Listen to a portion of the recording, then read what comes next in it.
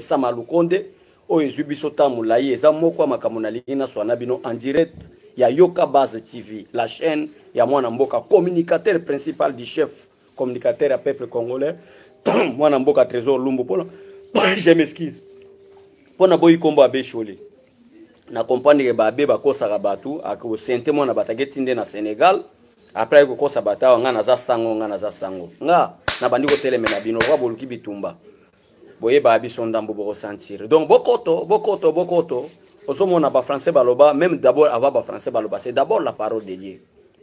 Nzamba lobi na komina lobi que l'esprit que nous avons reçu ce n'est pas un esprit de peur. Donc muto abanga kana vie abonga kana vite ba malere bazande bato babanga biso to tele matériel fati béton s'il s'agit ko lukambongo to lukaye. On ne peut pas jouer avec tout un peuple. Awa Denis Sassou Nguesso avant na kota répartition ba ministère na kacha gouvernement ilunkamba parce que bande konanga Yoka Base bato basabona ka bato basepena mwana mboka Trésor Lumbu o na buki kombo ya Becholi bo pesa nga conseil bolbike loko moko bandera mote parce que loba makambo belé ezwaka temps kenda kambala moko nde ya mwana lelo na za répartition des ministères au sein du gouvernement mais yambo etete loba pour ne funa attaquer moi mke ba Senko. La Senko ne peut pas blaguer avec les institutions de la République. Les institutions de la République sont garanties par la Constitution congolaise. Bokani sinil ba combattant IDPS to za ba bololé to maïlete. Hein? Bokani si boko kosana. Vous êtes quelle institution? La Constitution congolaise dispose 4 institutions. Institution président de la République. Institution Parlement. Au sein du Parlement, nous avons des chambres. Chambre haute et chambre basse. Nous avons l'institution gouvernement et enfin l'institution cour et tribunaux. Vous, la Senko, vous êtes quelle institution? Et qui vous a donné ce pouvoir? Il y a que nous allons sortir le calendrier électoral, n'a pas délai nous sont détaillés pour dire que l'élection est seulement en 2023. Et qui vous a dit que en 2023 l'élection est zatée? Ça c'est quelle bassesse il y a pas prêtre. Après nous avons appelé Bata Moïse Katumbi bazo sala déclaration na bango bandeko balanda nga pona oloba ke bata IDPS boke banabino boza politique ya balabala. Oui, nga Trésor Lumbu na sala politique ya balabala. Na politique ya balabala wana yango wana lelo comme si Félix Tshisekedi chef de l'état. Naza parlementaire debout na pesa information na sans été. Bino na politique na bino bataka tumbi ya muyibi. Politique na bino eza muyibi ya climatisé. Awa depuis pe nazo mona bata Moïse Katumbi cher congolais bazo sala déclaration pe bazo parvenir kolobanini kolobaete soki lelo Félix Tshisekedi eza président de la République eza cause ya Moïse Katumbi. Moïse wa muyibi o ya meti. Ya wana pourquoi bozo banga identification? Yangona pourquoi bozo costa peuple congolais boko banga identification? Mboka nini déjà peuple congolais bino bato boko finga biso. Mwana wana Trésor Lumbu wana impoli. Mwana wana Trésor Lumbu wana zoba bololé ki bololé na biso tozoloba la constitution en main. Bo prouver biso place nini c'est nous peut organiser les élections. Bo mekano ko prouver biso. Denis Sassou Nguesso awa na Brazzaville. Baza na processus électoral na Brazzaville, est-ce que bolandi déclaration à Denis Sassou Nguesso? Denis Sassou Nguesso a lobby clair, a lobby que avant Senuko, donc conférence épiscopale na bango, baya kokota, baya ko participer na processus électoral, tolingi to mona na conférence épiscopale, ya États-Unis, ya Canada, ya Belgique, ya France, bakota pe na processus électoral ya ba pays on na wuti kotangela bino. Bango bakota raté. Processus électoral ba mona kokota comme on a biso ba bololé na bango eza processus électoral ya République démocratique du Congo. Soki to lobby bana wana bazabe impoli, bana wana babanga rabatute, bana wana bana sans été, basala la politique ya balabala, baza bazo babatanga te, mais biso bato bofinga biso totanga te. En quoi donner Cholé? L'église catholique peut me prouver que aza organe compétent qui peut organiser les élections en République démocratique du Congo. Peuple congolais bozomona. Bozomona. Bozomona place tozoloba ke il y a quelque chose qui ne va pas. Hein, bozomona. Hein? Mais ça c'est quelle maladie ça? Ça c'est inacceptable. Hein? Donc tala nga naza communicateur à chef. Na sala émission nanu nazo peut-être sabino répartition à ba ministre. Mais nazana débat oyo. On a ligné attaquer, c'est la Senko, na clan Katumbi. Je veux vous attaquer aujourd'hui. S'il s'agit de bimisa ba missile non conventionnel, on a bomba, na ko bimisa on a ko frapper, les non nazo frapper. C'est quoi? Bolingi comme on a pas peuple congolais ba bololé, donc biso to koma ba makango na bino boya bolala kabiso. Poto abata IDPS. C'est quoi? Je joue avec qui? Hein? Moïse Katumbi, tu es le gouverneur de Joseph Kabila. Lelo yo obandi ko bima na ba télévision sotinda Ligue des jeunes ayo bazo sala fait déclaration ba lobike. Ba tu IDPS doit faire beaucoup attention avec Félix Tshisekedi. O bobimi simbongo na Kabila bino nyonso boko mi ko telemisa masasi contre Félix Tshisekedi comme si boko koka. Bino boko Félix Tshisekedi. Moïse Katumbi, toi tu as une base toi. Moïse Katumbi, yo za na base. Yo za na bato baloba kitoko. Bazo vraiment passer Gili batie. Bazo yo kason batie. Bazo mwana mboka trésor lumbu batie. To lobi ke to beta communication bino boko kabiso. Tala bato balingo sakana na bato. Hein? Bolingo sakana na bato trop to tikeli bino tembele pe bo sala media, bo sala communiquer to lobi ke to so kebisa bato IDPS. Bato IDPS ni bino bo kebisa. Bino boza ba malfaiteur bato Katumbi. Abimisi mbongo akomi kosomba ba Israël mutombo ya lokuta na politique. Abimisi mbongo akomi kosomba ba pero luara. Abimisi mbongo akeko financer ba sango. Nyonso wana pour un jour batelemela contre Félix Tshisekedi. Après bozo bima.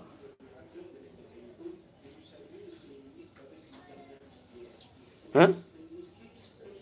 Après bozo bimisa bolo bakeno, bosimbisa président Félix Tshisekedi touche. Tala, fatia zana ba combattant. Fatia zana biso toza ngana beta katolo yango na beti. Toza mayela kolega ba parti politique nyonso parce que makambo biso tolobaka ezalaka conforme à la constitution. Jamais muta IDP sa bima alobeki bla bla bla bla bla bla bla nenge bataka tumbi to batasen ko balobaka. Nous on parle conforme à la constitution. Les élections tant toké na Sun City en 2006. Papa Etienne Tshisekedi wa Mulumba boya qui a participé à l'élection en 2006. Est-ce que Moïse Katumbi a prouvé batu ba cause? Est-ce que Martin Fayulu a poussé batu ba cause? Est-ce que la Senko, par contre, ça va cause au biso to participer qui était une élection il y a 2006. Et c'est là qui prend un recensement. Recensement outil wapi? Recensement outil après rébellion, il y a Jean-Pierre Bemba. Après rébellion, il y a Zaria Sourouberwa. Après rébellion, ndeto kende ki na transition il y a 1+4. Avant to kende na transition 1+4, biso nyoso to kende ki na dialogue intercongolais na Sun City. À partir de Sun City na dialogue intercongolais auto kende ki ndeto lobaki ete il faut peuple congolais à la souverain. Ça, c'est l'article 5 de la Constitution. On a autant de Sabasango, on a autant de sa clan Katumbi, on a autant de des aventuriers à journalistes. Hein? N'était que pouvoir est là qui a la dictature. Mobutu a eu pouvoir sous la, par l'imposition. Nani, il aura désiré Kabila sous l'imposition. Joseph Kabila sous l'imposition. Coup d'état en coup d'état. Et elle, Joseph Kabila, comme président de la République démocratique du Congo était déchirée en 6 parties. Au peuple congolais, Linga Bossan. En 6 parties. République démocratique du Congo est divisée. Koto omoni Jean-Pierre Bemba, kuna omoni Azaria Sourbera, kuna omoni Arthur Zaidi Ngoma, kuna omoni ba rébellion na ba rébellion. Nde pusaki biso toke na Sun City. Tant que toke na Sun City to yokana kike à partir lelo yango zomona na répéta kana peuple congolais balandanga article 5 ya constitution qui stipule la souveraineté de l'État. La souveraineté de l'État appartient au peuple. Nde tokenda ko zo article wana to tia on na kati ya constitution. Parce que pouvoir nyonso na mboka oyo eza ko salema na coup d'état. Pour pas bien Joseph Kabila, président de la République, il faut passer la coup d'état contre Laurent Désiré Kabila. Pour pas bien Laurent Désiré Kabila, chef de l'État, il faut Azomandou qui a la rébellion à Bengana Mobutu. Pour pas bien Mobutu, président de la République, il faut passer la coup d'état contre Kassavubu. Donc, bon, c'est qui coup d'état en coup d'état. Non, pouvoir ou l'épée, ça m'a coup d'état. Et c'est que le pouvoir épée, ça m'a élection, élection. Mais les élections étaient conditionnées. Les élections étaient conditionnées. Pour être mouton qui est d'élection, ici, il faut token de recensement. Il faut token d'identification. Bandeko, bofinga biso ke tolobaka mingi. Bofinga biso ke tolobaka mingi te. Bofinga biso ba bololo bazoba. Mais bo prouvenga ta na ba commentaire. Mboka nini oyo basala élection sans recensement, sans identification. Congo est un pays spécialité. Congo fait partie de la pays de l'Organisation des Nations Unies. Quel pays qui fait partie de l'Organisation des Nations Unies a ça la élection en Bokanaï sans recensement, sans nini oyo. Des raisons, il y a bateau bazo ko fingi la biso balobi était par Félix Tshisekedi a gagné l'élection sans recensement. Pourquoi bolingi recensement? Non, to zala ki na embarras de choix. Parce que Moutou a na tête à pays, je répète et j'insiste et j'assume, n'était pas notre frère congolais. Il faut assumer. Bamakamounio c'est les gars. Alors jouer avec qui? lelo bino bata Katumbi bobimi un hypocrite ya Katumbi bobimi bokoloba peke to kebisi bata IDPS biso bata Katumbi toza majoritaire tozali partout na Nord Kivu na Sud Kivu na Grand Kasai tokoya tokoyebisa bino ndenge nini éthique pe morale ezala bozana moral vrai moral eza mbonga peuple congolais bayibaka te. Combien de détournements oyo Katumbi asali na mboka oyo o bino moko boyebi bolobi ke Kabila audita Katumbi audita Katumbi lui-même voleur ayena babota mbula awa na 97 ayebi kolata suli après comme chef de l'état akosala Katumbi audite ndenge nini akosala Katumbi audite ndenge nini après bokomi peke tozokebisa bata IDPS makambo azosala tozosepela nango te bosala keba soki te bata IDPS baleki bata Katumbi na mayele Katumbi mbongo o ayibi na peuple congolais ba minere oyo ayibi a tourner yango na pesa pouvoir ko yako somba même ba journaliste mususu on appelle journaliste mususu ba benga ya lokuta na politique baso benga pe émission na lokuta na politique kaka ndenge lokuta na politique ba ke ko somba e pozo hôpital moko ya Douala na Cameroun aya ko talisa ngo awa na émission na ya lokuta na politique po ba lobake tala Félix Tshisekedi azoza capable ya kobongisa mama yembote. Vous voulez jouer avec qui? Tala il aura boy sala ke na bimisa ba missile non conventionnel il est no beta lelo na FCB no na obet du fait que vous avez commencé à provoquer. Katumbi a été déjà audité par Kabila. Est-ce que Kabila tant que président de la République azalaki na pouvoir ni ne peut pas bien auditer? Katumbi plus Kabila est égal à détournement de l'uranium. C'est clair. À quoi auditer? Hein? À quoi auditer? Mais avant de la répartition, il y a un poste ministériel. Na gouvernement Samalokonde. Basango nazo yebisa bino clair. Peuple congolais bino bato bofinga biso. Bino bato bomone la biso toza ba bololé bata sans été basala la politique ya balabala. Oui. Politique na balabala. Félix Tshisekedi est le seul président de la République Lelo a eu pouvoir sans coup de feu, sans coup de balle. Fatia comme président de la République na politique ya balabala. Démocratie ezalaka na balabala. Ko revendiquer badwa na bino. Ko lobete to lingi bo. C'est ça la politique. Tant boko finga bataille de pesque to ko ça la politique ya balabala. C'est bino nde bo mayele te. Bo zanga de conscience. C'est bino bo mayele te. Politique ba revendiquer ngona ba bureau te climatisé. Kuna ba bureau bokenda nde ko yiba mbongo. Nengo mesana ba caméra na ba Katumbi ko doutine mbonga peuple congolais ba entreprise ngo bokende ko sala wapi boke sala na ba Zambie na ba Tanzanie après bo sala na peuple congolais pas à combattre de l'IDPS. Est-ce que bino reconnaissance ni no Félix Tshisekedi a pesa na moto na bino Katumbi si le au Congo aujourd'hui c'est grâce à Félix Tshisekedi akima kiao Kabila boya kia kota mais Félix Tshisekedi a libéré. En quoi Félix Tshisekedi doit à M. Katumbi? Par contre, Moïse Katumbi doit au président Félix Tshisekedi n'infisque les remerciements. Trésor Lumbu. Babilo Kaboy. Na yoka lokwa suga mutu ezotelema na beta makolo atina katanga na geluka. Vous voulez jouer avec qui? Na yebisi bino clair ngana ko bomba te. Soki mon secrétaire général Augustin Kabuya alobela ki binote. Soki Jean-Marc Kabunda alobela ki binote. Ngana ko yebisa bino lelo na Congo élection en 2023 ezate. Pour être token d'élection en 2023, to lingi to mona recensement, to lingi to sala identification, to lingi to yeba tata ya bedo na seshole ya senko azalaka nani. To lingi to yeba papa ya mbongo Fridolin azalaka nani. To lingi to yeba tata Utembi azalaka nani. Où est le problème? Où est le problème? So token na identification. Identification. Bon infiltrer peuple congolais ça fait longtemps. Moutaye boy tata yebanité. Moutaye boy maman yebanité. Mbalamoka bali ko réclamer je suis candidat aux élections. Candidat. Oh la constitution congolaise dispose clair pour être président de la République. Il faut être de nationalité congolaise d'origine. Est-ce que Martin Fayulu est de nationalité congolaise d'origine? Moïse Katumbi est de nationalité congolaise d'origine? Joseph Kabila est de nationalité congolaise d'origine? Vous voulez jouer avec qui? Avec tout un peuple? Non, trop c'est trop. Trop c'est trop. Trop c'est trop. Trop c'est trop. Ce bon message na kosomba ba aventure na kaka chaide personne. Nous, génération to se trahir jamais. Nous sommes derrière le président de la République. Bimisi to ba akara bino ngana bimisil bino ba misil no convention na buki et ba misil nanga eza conforme à la constitution. Moi j'ai pensé que Batulukola Basango Senuko par ça la déclaration balobi ke moi ba mbongo mabonzo to yibaka ba mo bateka mungwa o ba souffraka ba mabonzo des hommes fene ya des inaptes nza balobi vous devez cultiver la terre vous devez travailler mais ba sango ba bata ma sima sultan que nous ne travaillons pas ba mamo ba kenda somba ba mungwa ba nini ba lesaka bango lelo l'église catholique ya combien de pauvres il y a combien de jeunes qui manquent de travail il y a combien de jeunes qui souffrent. Mbongo wana pourquoi pas ça la organisation ba entreprise bo pesa ba jeune parce que nous sommes surtout réclamer c'est le social peuple sengeli alia mais pourquoi pas mbongo wana bo tiango na identification frontière na biso avec le Rwanda ezala ki ouvert frontière na biso avec Tanzanie ezala ki ouvert frontière na biso na ba pays voisins ezala ki ouvert muto akoya auti mboka na amibengi pe congolais combien de fois Bazarias ba mibenga ba congolais bozui Bazarias Rubero qui était le représentant des étudiants rwandais na Lubumbashi ayawa comme congolais a dirigé binope comme vice-président de la République basango balobate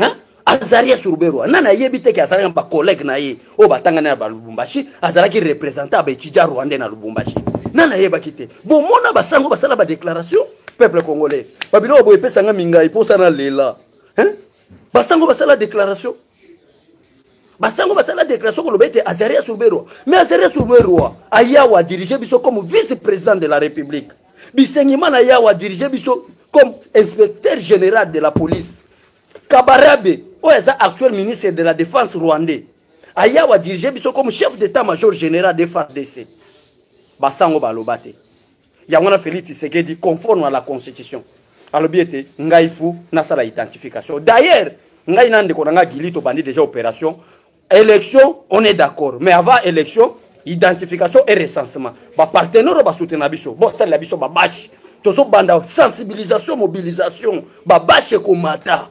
élection 2023 oui mais avant d'y arriver recensement et identification de la population congolaise ba bash komata toko sala yango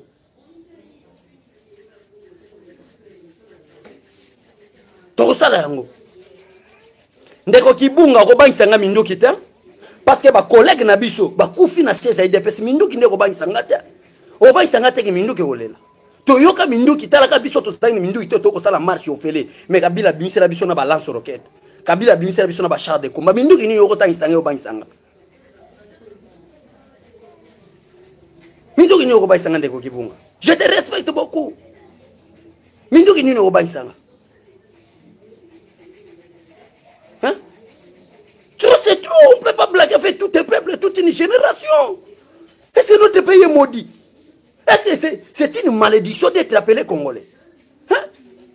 Un pays qui a toutes les richesses. Nous avons les diamants, les coltans, des matières premières. Il y en a tout. Nous avons des forêts, des grandes rivières. Est-ce que c'est une malédiction d'être appelé Congolais ou quoi? Chers Congolais.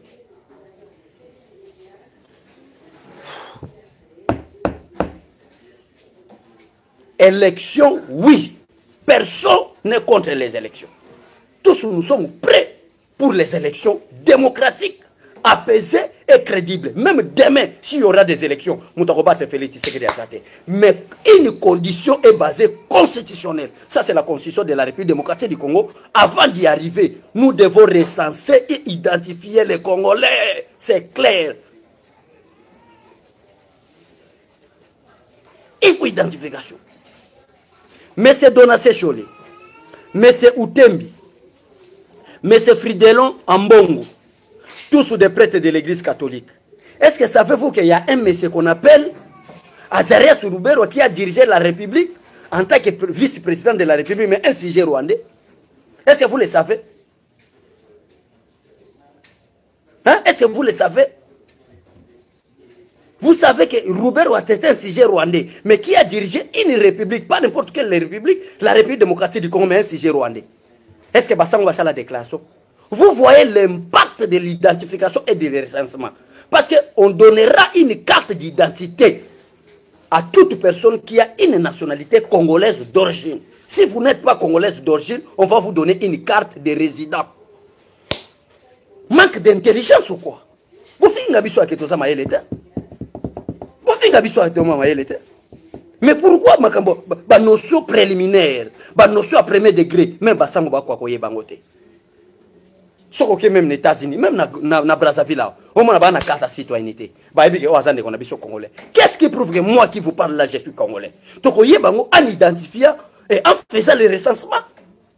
Mais où est le problème? Où est le problème? Bakatumbisi, où est le problème? Basenouko, où est le problème? Après, beaucoup de émissions, na biso, bobandi ko lekisango, ketala, batelemela basango, comme si basango baza Yesu. Devant moi, c'est Dieu. Dieu n'a 3 attributions en tant qu'esprit, en tant que fils, devant moi. Après Dieu, c'est Félix Tshisekedi. Après Félix Tshisekedi, je ne vois personne.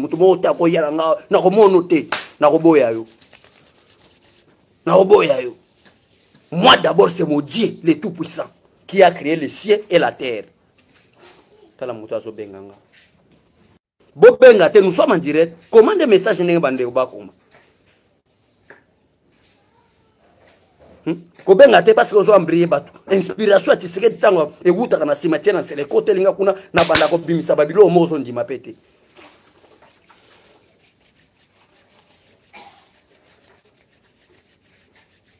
Moi d'abord Dieu le créateur avec toutes ses attributions en Dieu en tant que le Père, Dieu en tant que le Fils, Dieu en tant qu'Esprit. À part Dieu avec toutes ces 3 attributions, c'est le président Félix Tshisekedi. En dehors de Félix, je ne vois personne au Katumbi Lungwa et l'autre côté na boyo banda le loti lobby. L'autre côté du bosso na muto ati. Moi c'est d'abord mon président Fachi Beton. Oh nzamba tindeli biso ye pour être à écarter biso na malheur, à écarter biso na babuzoba. À part Fachi mutu teo ambongo, ouais l'autre côté. D'abord, vous êtes un menteur na obang ndengeni. Oh boy, pour expliquer peuple congolais, impact il y a recensement identification na obango po babengo wa mbongo to babengo donation chole to babenga otembi. Peut-être pe bota bota na bana bata meke botinda bango libanda. Après oko sa ina sango na bota kati. Ba pit moko bo pédophilie kana bino, soki to lobio to lobaka. Si n'a plus responsable que Badona, c'est sur les Kabatombi. Parce que j'ai une famille composée de 5 filles, de 5 enfants. Nako boko la bango midi, nako boko la. Mais basango, batumo, ventiler, fenea, inapte. Baboya ko travail. Tala, nana kanda, surtout des classes, batakatumbi, basali, pesinga kanda, na luka bino, bon luka plateau. Bon luka plateau, tout ça la débat contradictoire, na bino. Boke ko liambo bata Union européenne bolingi des peuples congolais à souffrir. Tant boke ndako yiba mbonga Union européenne po boya ko sana tima élection biso to zalaka. Bozo tonga ba imabe peuple azoni koma. Mbule ko noka boy ba conséquence à liboso na bato baza ba plus malheureux. Mais bino ba sango bozana ba immeuble na ba gombe partout.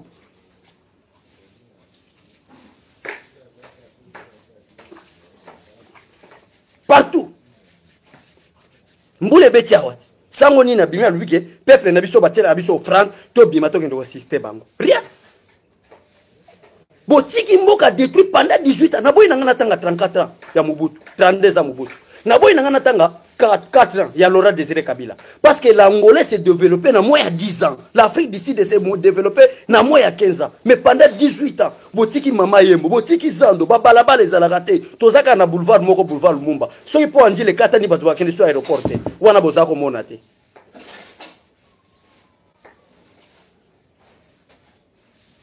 Wana batu bazako monate. Pendant 18 ans, le lo Fati en plein pouvoir. Makambo yo sala maminene wana bilo bo monité bolingo mona ka bilo kwa pamba. Voilà répartition ministre botala na hypocrisie na chité na ngawa botala hypocrisie na bango ndenge basala hypocrisie na bango. Oh moi je suis là naza demander à ba poste te nazo senga te na la ministre mais pour ne compliquer ça mal konde pas bimisa gouvernement parce que bata Moïse Katumbi baza senga ba ministère wana bata Moïse Katumbi ba solo bango te ba rafler 5 postes ministériels mais heureusement Dieu grand Fachi Beton bi non ba ministère à souveraineté zanga tozu défense tozu intérieur tozu affaires étrangères tozu portefeuille tozu santé donc tozu ba ministère à cléno ces abisso. Merci Fachi Beton. Merci na bande onyo so balanda biso.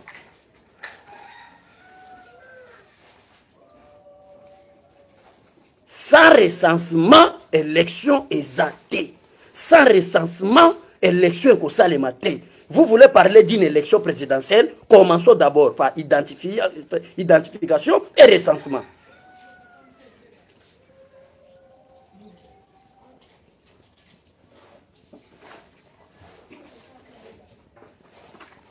So bon moni mouton nous sabanda hôtel mais la identification na recensement c'est que c'est un idiot ou c'est un infiltré parce qu'il n'y a que des idiots et des infiltrés qui ne peuvent jamais comprendre. Un homme qui comprend, qui lit bien la constitution congolaise, comprendra très bien qu'avant d'y arriver aux élections, il faut recensement et identification. C'est le pays qui a une élection, n'a qu'à des électeurs, il y a Congolais, Congolais, et ça la République démocratique du Congo. Où est notre problème? Où est le problème de l'IDPS? Où est notre problème?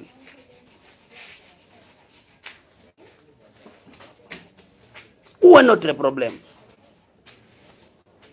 Ah, si c'est que Wamulumba, ce qui est le Congo et Kenda Kala. Wamulumba, Congo et Kenda Kala, ce qui est.